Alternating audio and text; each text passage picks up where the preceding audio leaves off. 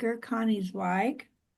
She will be presenting shadow work for conscious relationships. This presentation is about shadow work, explores how the unconscious erupts in our lives. Connie is a PhD, a retired Jungian therapist, and author of Meeting the Shadow and Romancing the Shadow. Her award-winning book, The Inner Work of Sage, Shifting from Role to Soul, which we loved here in Mastery Circle, extends shadow work into midlife and beyond, and explores aging as a spiritual practice. Her book, Meeting the Shadow on the Spiritual Path, The Dance of Darkness and Light in Our Search for Meaning, extends shadow work into religion and spirituality. Her new podcast, Dr. Neil's Spiritual Awakening to Non-Duality, posts on all podcast platforms. See her new Substack for live streams and new writing. And now she is sharing with us shadow work yet again, but this time for conscious relationships. Welcome, Connie. So happy to Thank you. Thank you for having me back. I just want to correct the book titles.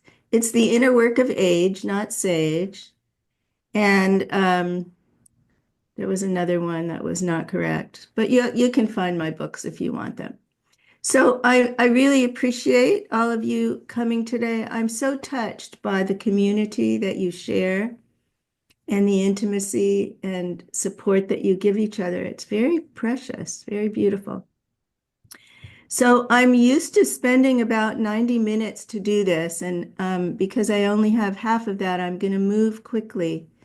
And rather than having self-reflection time, I'm just going to ask you to take notes when you're moved to. And, if you are engaged with the material, you can follow up afterwards.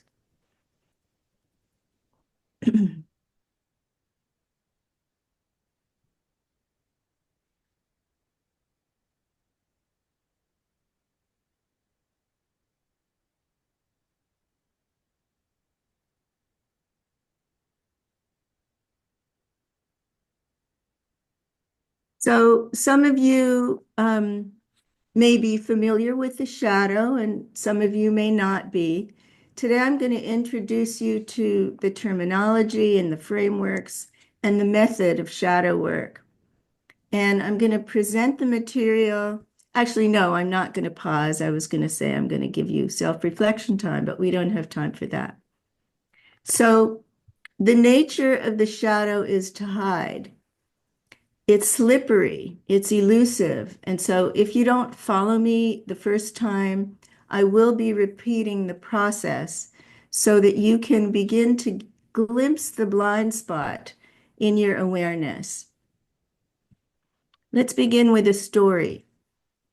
In Oscar Wilde's only novel, The Picture of Dorian Gray, the central character, Dorian, a beautiful and vain young man in the 19th century, sees a painting of himself that's startlingly handsome and without a flaw.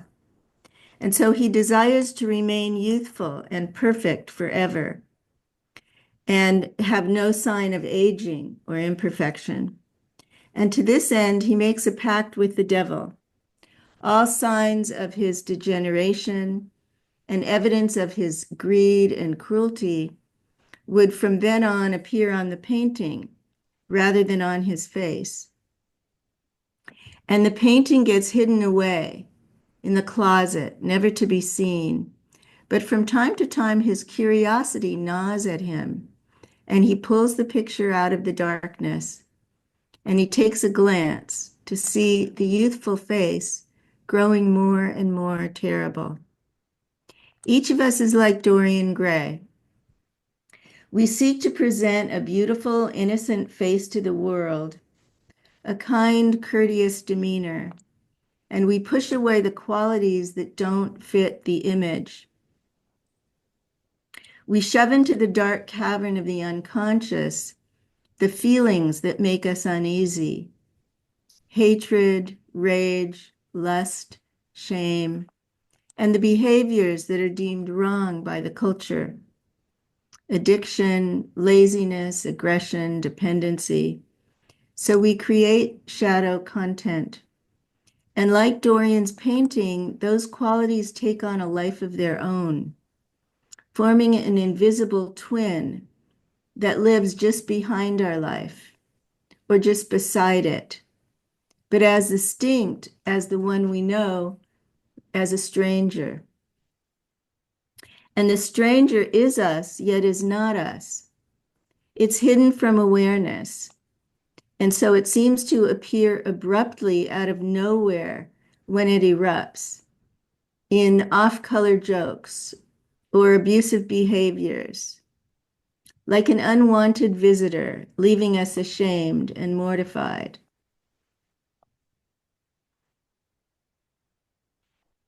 So the personal shadow is a term coined by Carl Jung to refer to the personal unconscious. And it develops in each of us as children as we identify with socially acceptable traits and form the ego, and as we banish unacceptable traits and form the shadow. If our sadness is shamed, it's exiled into the shadow. If our anger is punished, it's banished too. But guess what? This is not all negative material. If our musical or artistic talent was not validated, it gets buried in the shadow. The great poet Robert Bly used to say that when we're 1 or 2 years old, we have a 360-degree personality. An energy radiates out from our bodies like a living globe. And one day we notice that our parents don't like a part of that ball. Can't you be still?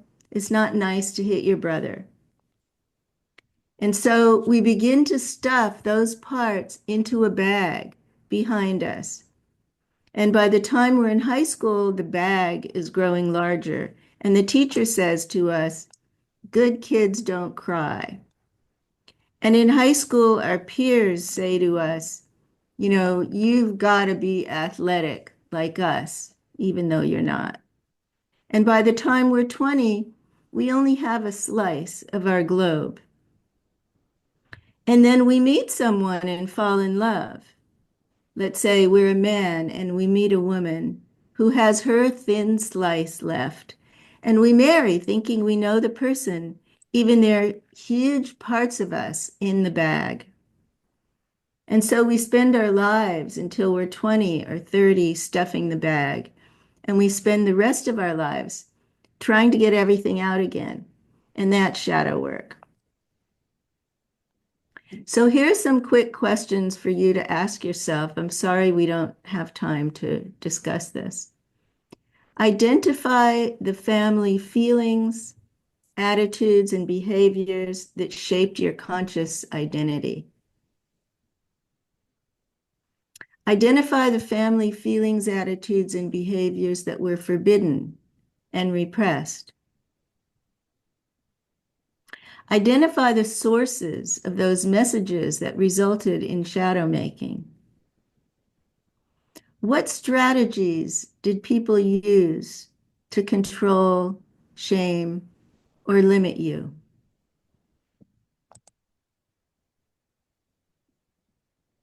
So to meet a shadow, to face a difficult, denied part of ourselves, we need to prepare.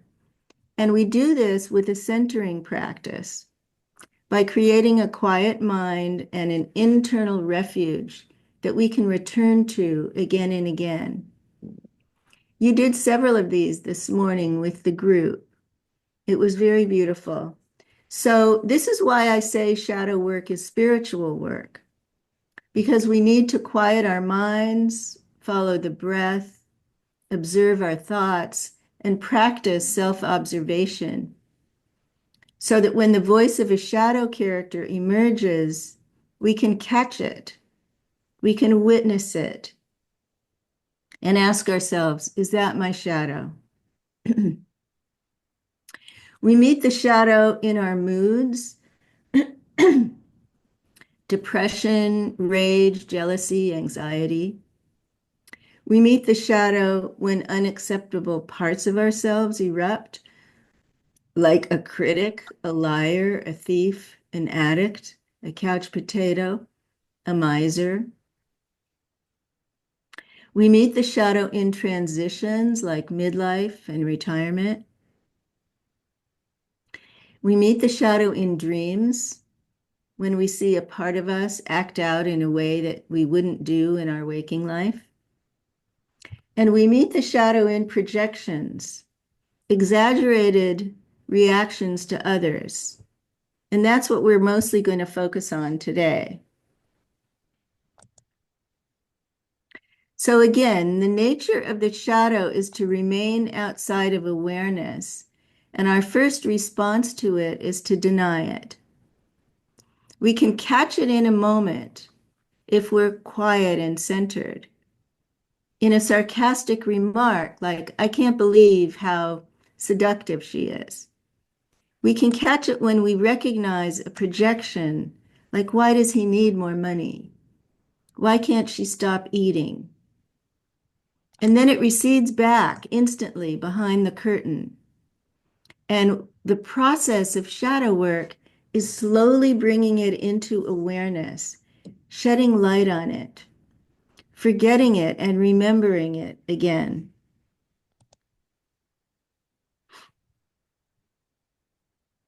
Each shadow character has repetitive cues every time it appears. They're always the same. When I made this discovery, it was really a breakthrough for me in creating the methodology of shadow work. Because the shadow is unbounded, unlimited, but when we can detect one small part and identify it as a shadow character, we have something we can work with. So it has three cues that repeat that are always the same. In the inner dialogue or the thoughts, they're always the same when a particular shadow character emerges.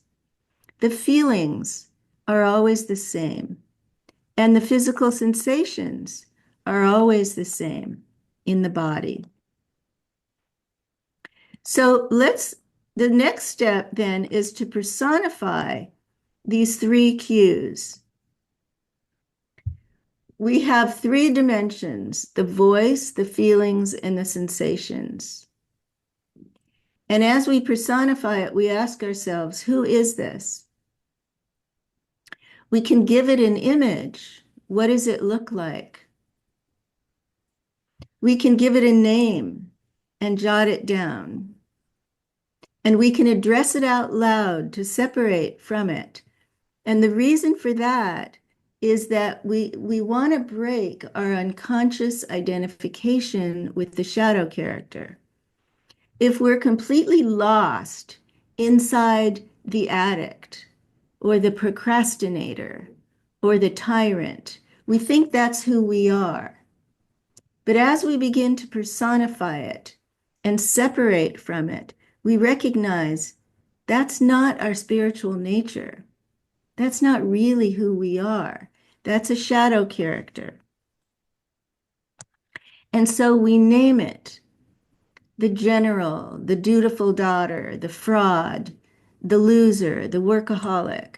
We give it an image and we recognize that this is not who we are. So let's use this well-known figure as an example: the inner child, the needy or abandoned inner child. And its early life experience in all of us has a vast influence over the quality of our lives. Our self-esteem or self-hate, our capacity to feel feelings, our incapacity, our sense of safety or anxiety, our sense of acceptance or rejection, being seen or feeling invisible. And because our parents were not ideally parented themselves, it's likely that they passed on their family shadows to us. A father judges and condemns his son as weak. A mother shames and criticizes her daughter's body. And so we internalize the parents' voices and we begin to treat ourselves in the same way, pushing the innocent child into the shadow. So we start with a few minutes of centering practice, and then we identify the presence of the needy or abandoned child by the 3 cues. Maybe you're saying to yourself, I'm alone. No one ever loved me. If only I can find someone, I'll be okay. And these thoughts are always the same when this is the shadow character that's arising. Maybe you feel despair, hopeless, self-hate, and your abdomen is tight, or your throat closes, or you feel empty. These are the 3 cues that tell you that this particular shadow character is there. And when you recognize this, you can do your centering practice and witness your internal experience. You can give the inner child an image, and you can give it a name. The abandoned child, the orphan, the lonely one. And then you can address it out loud to separate from it. I see you, my abandoned child. I hear you. I'm with you now. And you recognize that this thought, feeling, and sensation is not who you are, your true self. And then you trace it back to an earlier time in your life when you first felt the same feelings and heard the same thoughts. And did you experience emotional or physical abandonment? What are the valid needs of this inner figure? Because each of these shadows starts out as a protector and only later becomes a saboteur. So if the inner child is sabotaging you in your relationship, you can trace it back and find out how it was protecting you when you were very young, because there are valid needs there. And as an adult, you may be able to meet the needs of your inner child now. Carl Jung wrote, when an inner situation is not made conscious, it happens outside as fate.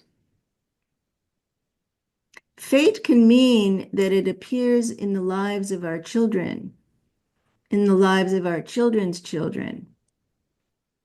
So let's take a minute to talk about the transmission of intergenerational shadow in the formation of a needy inner child.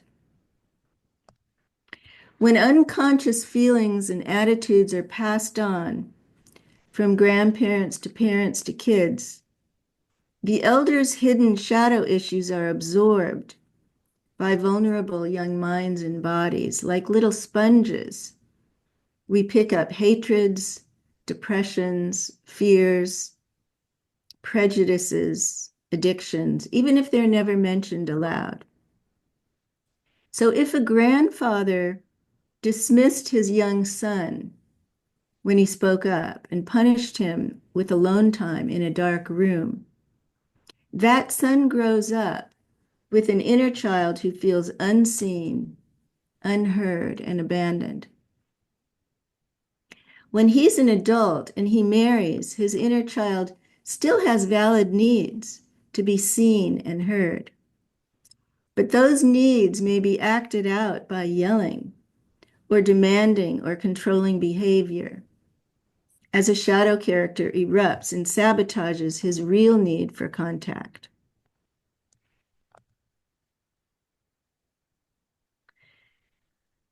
So what happens when we meet another person with a long bag of shadow characters? A wounded child, a foodie, a tyrant, a distancer, a rebel, a liar. When 2 people meet and feel a deep connection, their hearts open and so do their imaginations. Through projection, the shadow or unconscious mind expels positive and negative traits by attributing them to other individuals and groups and disowning them in ourselves. Projection is like shooting an invisible arrow. Each of us carries a kind of archer's quiver on our backs, and every so often an arrow shoots out. Oh, that person is so stupid, or that person looks beautiful inside and out. And so we say something nasty, or we fall in love.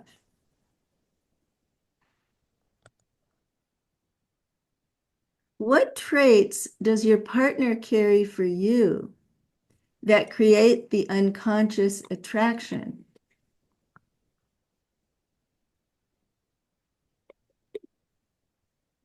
You see that trait in one of your parents. And how is your dynamic with the parent being repeated now? Or is your parent's marriage being repeated in your relationship?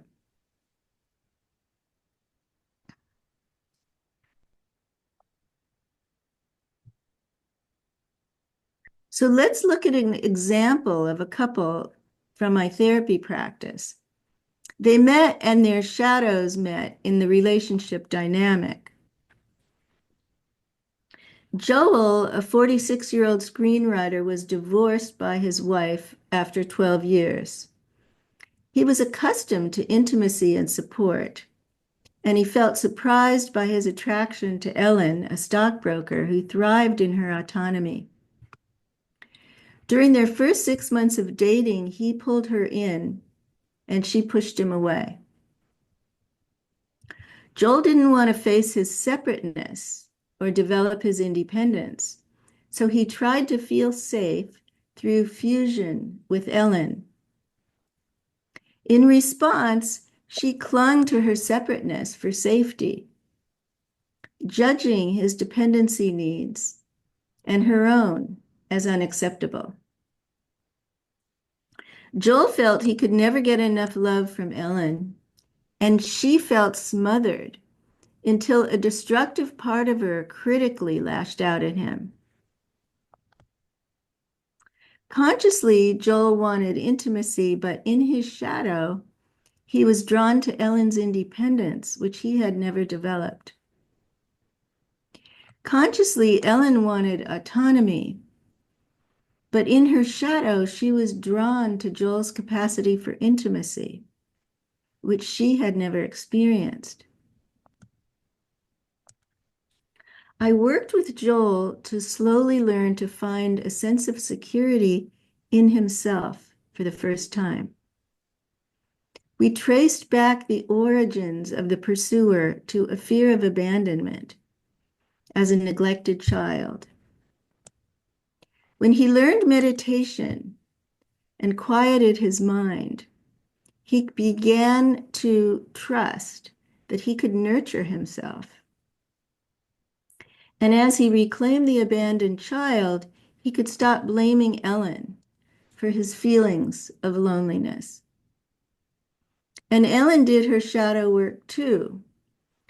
Terrified of Joel's pursuit and emotionally overwhelmed by his needs, she retreated into herself. She had no experience of setting a boundary through healthy communication, so she criticized him, saying, "You're too needy for me, go away." She was unconsciously making distance until she learned to speak in I statements. "I need more time alone. I'm feeling overwhelmed. Please give me some space."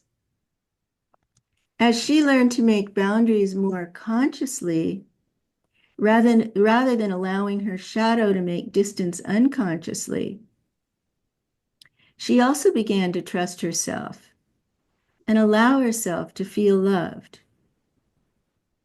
She was even able to need him eventually, uncovering her own dependency shadow. And together over the years, they continued to bring more of themselves into conscious awareness and into their relationship. So somebody needs to mute, please. So who's the shadow character that sabotages your intimacy? Somebody's unmuted. Samuel. Oh, sorry. Thank you. So who's the shadow character for you that sabotages your intimacy? What does it say? And what does it feel like? And what does it sense like in your body? See if you can give it a name and an image. Distancer, pursuer, controller, critic, love addict, needy one, avoider. You can come up with your own name that fits your shadow character. When does the fear of losing yourself lead you to be distant and withdrawn like Ellen? And when does the fear of abandonment cause you to give up your voice to feel safe, like Joel?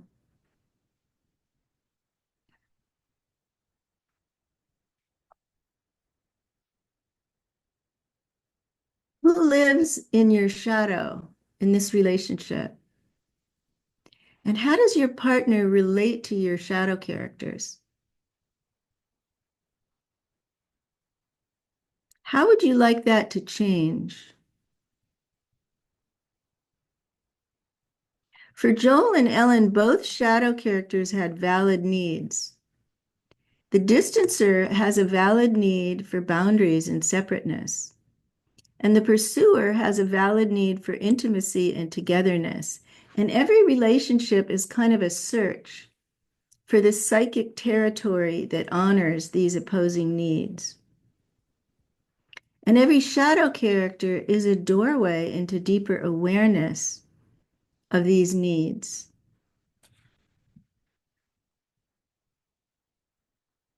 So who lives in your partner's shadow? And how do you relate to these characters in him or her? How do you discourage their expression when they don't fit your image of your partner?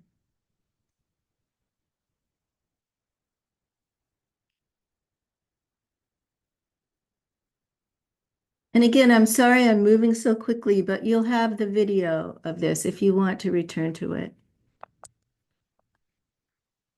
So we explored your individual shadow and your shadow in relationship, and a bit about what's in your partner's shadow. With shadow work, we can move toward a shadow marriage in which the partners vow to accept and honor the full entourage of each other's inner worlds. They enter the marriage consciously, vowing to wake up to their own shadow awareness when they're triggered, promising they'll stop blaming and reclaim their projections. This is a marriage in which all parts of ourselves are welcome and all parts of our partners are seen as mirrors. This is a marriage in which our development or evolution of consciousness is primary. When my husband and I got married after 5 years together, our shadow characters made vows to honor and respect one another. This is the promise of a shadow marriage. So there has been a resurgence of shadow work in the last 6 months. And the publishers of my 2 original books came and said, we want to reissue the books as new editions. So this is the new cover of Meeting the Shadow, which has new writing in it, and the new cover of Romancing the Shadow, which also has new writing in it to update shadow work to our times. Meeting the Shadow is an anthology with 65 essays by thought leaders about how the shadow forms, how it's expressed in relationships, in the workplace, in politics, in business, in the body, in health, in religion, in creativity. So it's an overview. Romancing the Shadow is an authored book that focuses on relationships, how we can break these unconscious patterns and create conscious relationships with the method of shadow work, as I just shared with you now. The inner work of age that Mary Grace mentioned extends shadow work into midlife and beyond, and explores how to shift our identity from role to soul, from what we do to who we really are. Meeting the shadow on the spiritual path extends shadow work into our spiritual lives. And it explores why we're drawn to charismatic teachers, why they so often act out their shadows, and how we can use spiritual shadow work to recover from disillusionment and spiritual abuse, and how we can return to our yearning, our longing for the divine. So I think Mary Grace mentioned, I have a new podcast. My husband is in a very advanced stage of non-duality, of awakening. And he and I have posted, I don't know, probably more than 20 conversations now about his inner world and his experience of being a psychologist and a husband and a grandfather while living awakening. So if that's of interest to you, the podcast is Dr. Neal's Spiritual Awakening to Non-Duality, and it's on Apple and Spotify and all the podcast platforms. So I'm going to come back to you now, and we have a few minutes. I kind of rushed so that I'd have some time to take comments and questions. I'm eager to hear from you, and if you want me to discuss what I think is happening politically now in terms of the shadow, I'd be glad to do that. I didn't know if this group would want that or not. I personally would welcome it. Could we have a quick show of hands? How many people would be interested in? Okay. Looks like a yes, please. Okay, great. So once you start to get a sense of shadow projection and kind of use that as a lens in which to watch world events, you start to see that what's happening now in our country is that shadow projection has been weaponized. And all of the problems that are so pressing to us, hatred of immigrants, sexism, racism, homophobia, ageism, transphobia, these are all rooted in shadow projection, every single one of them. Can you see that now? Can you see through that this is a framework that can actually help us to see how the government is now is being institutionalized with shadow projection. The whole DEI controversy is about removing affirmative action, removing, critical race theory, removing the possibility for marginal groups to get advantages, right? It's rooted in shadow projection. The deportations are rooted in shadow projection. And once we start to see this, it's really helpful for understanding, I think, what's going on in terms of the threats to our democracy and our Constitution. So I'd be glad to hear your comments and questions about that, or about relationships as well.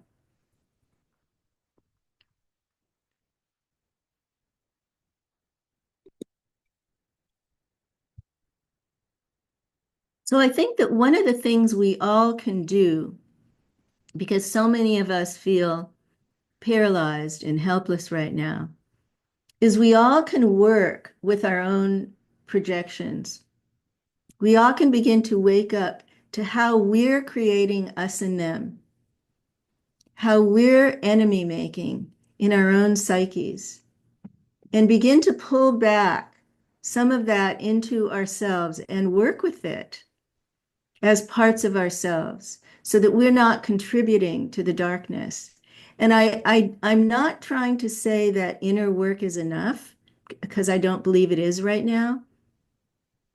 I believe it's necessary, but it's not sufficient for what's going on right now, for the dangers we face. But it's a step. Once you have this framework and this method, you can begin to pull back from your own dehumanizing, from your own enemy making. You can see it in Israel and Palestine. You can see it in Russia and Ukraine. Every war, every genocide, every Holocaust throughout human history was rooted in shadow projection. So how are you participating in it? And how can you stop that today as you come to understand this? So let me, Connie? We actually have three people now who, Yes. Ruth, yes, Ruth, like to please. comment. Ruth? Yes. First of all, thank you so much. This is so timely, Connie. I think that for me personally, uh, the the speed at which this is happening is unnerving me because it's not just that it's happening, but it's, like within 100 days, we've come to see a breakdown of a lot of sacred idols for us in our democracy, and I think that personally, although I've always been an activist, at least in the field of interfaith activism, not so much political activism, but I just wonder how we keep steady ourselves in order to be able to do anything. I think most of us are shell-shocked right now. And so Yes. I wonder whether you could address what's necessary for us to move past the shell shock and into a place of actual activity and proactivity. Yes. So I think that that's very individual, and I can't prescribe for people, what needs to happen. Some people are traumatized and in shock. Some people are in denial, and some people are out on the streets. And if you are called to protest, that's certainly a valid way. If you are called to write or speak about it, if you are called to join with groups like this or other groups in your community. There are lots of elder activist groups now. Third Act, Elders Action Network are both excellent groups that are gathering elders around protecting democracy and protecting the climate. So this is very individual, and I think, for this group in particular, spiritual practice is essential, right? Remembering to center ourselves, to quiet our minds, to relax our bodies, and allow the call to come. What call do you hear when you're meditating? And allow that intuitive voice to guide you. It's not for me to say, and it's really not for your ego to say either. It's for that call that you can hear when you're in prayer or meditation. That would be my suggestion. Thank you. Christine? Yes, this is so interesting on both levels. Um, so for me, the word that I perhaps have been using is, and I have worked with a Jungian therapist, but is profiling. That label that people put on, and I guess the shadow part, thinking about myself, is the label that I put on myself. But naming it in this way is really helpful. In terms of when you were talking about the relationship, I just broke up with someone that I was seeing for just over 2 years. And at first I thought, yeah, I'm the distancer, but I'm the hesitant one. I'm the cautious one. And part of that is because of losing my sense of independence in myself, which is something that I'm sharing this because just as an example, I guess, a real example. But, and he was not looking into his his own separateness. And so I guess my question is, in that kind of situation, you talk about the marriage of the shadow marriage, but sometimes, I mean, is it me being the hesitant one that broke up? Or is it something, and I wouldn't revisit it, but I guess at some point, you engage in a marriage, in a shadow marriage. I don't know. It's sort of a Yeah. question comment. So again, I can't say what's right for you, Christine, but I think one of the things sounds like you're asking is what if one partner is doing inner work and the other one isn't? So if one person is not self-reflective and doesn't want to engage, whether it's go to therapy or read a book together, whatever it is, that's very difficult. It's very challenging because people develop at different rates, go through different stages. But if you were to request that, and I'm not saying with this guy, but whoever it is, if you were to request that you do inner work together and explore how to make each other feel safe, because, the hesitant one doesn't feel safe. And that's a valid need. So, what do you need in order to commit? That's the question that I would ask you to contemplate. What do you need in yourself and from the other person to be able to feel safe enough to commit? Mhm. And And really, I was using the words I wanted deeper conversations, but your language around it is more specific it's because very deeper specific. conversations is very vague and It's has a very specific. Yes. This is all in Romancing the Shadow. It's really elucidated in there. And I think, it's hard for me to do it with you on the screen, but I think that just contemplating the question, what do I need to feel safe to make a commitment, would be really great for you. Okay, Marilyn. Um, I'd like to hear you apply this to Israel.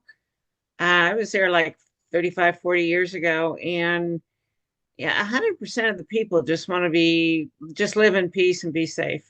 But the politicians on both sides, it seems like it was about money. And we're still doing the same thing. It's the same thing over there now as it was when I was there all those years ago. So You would you, know, this the is, safety?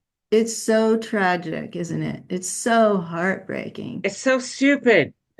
It's just Well, useless. it's archaic, you know. Yes, from It he did goes this 2000 years ago. it goes back to the Bible. It's really archaic. Yeah, It's like a battle of Cain and Abel between two brothers over exactly. territory, seemingly over territory, but not really. Uh, So, yeah, I'm not an expert in the Middle East. All I can say is that it's so clear to me that it's about shadow projection. It's so mhm. clear to me that what they don't like in themselves is being projected and disowned, So when you Oh, give it wow. away to somebody else, it's disowned in you. This is true in the spiritual world. If you find a guru and you project your compassion and your enlightenment, then you're disowning it in yourself. So what's happening in, the Middle East is all about shadow projection and envy and ancient hatreds and unresolved family. I look at it as a family system, Mhm. unresolved family conflicts. And I was in a meeting yesterday where a man from Ireland spoke about the war with Northern Ireland. And he said, Again. right? And he said that it was never in the media, but spiritual teachers and priests and ministered had a huge role in resolving that conflict. They worked with populations to resolve the conflict, and it's never come back. That war stopped, it ended, and it hasn't returned. And I'm eager to talk to him and find out exactly what they did. Yeah. But I think that, that this kind of war isn't solved on the level of the problem. It has to really be because the hatred, first of all, the anti-Semitism, and then also the hatred of Palestinians is so deep. So Connie, I don't have much I can say to I that. think it's it's- ingrained in both sides, and Yeah. It's inherited. it's fear. It's based on fear. Keep that fear going and the Yeah. victimhood And going. it's multi-generational inherited Oh, projection.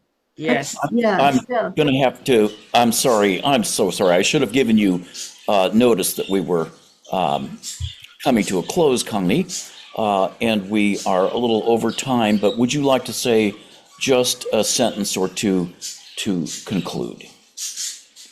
Well, I feel like I'm in the Amazon jungle, whoever's birds are there. Um, I'm so grateful. I feel your presence. I feel your deep listening and openness. And it was lovely to join you today. If you follow up on shadow work or on my podcast, let me know. ConnieZweig@gmail.com. And or you can go to conniezweig.com for there are lots of videos on my website of other courses and interviews and things. Thank you. I will send out an email to the group. Connie, if you just send me an email of the information you'd like to share about any of your work. Thank you so much. It's always just a delight to have you present. Really, Thank you. thank you so much. Thank you all. Thank you, Connie.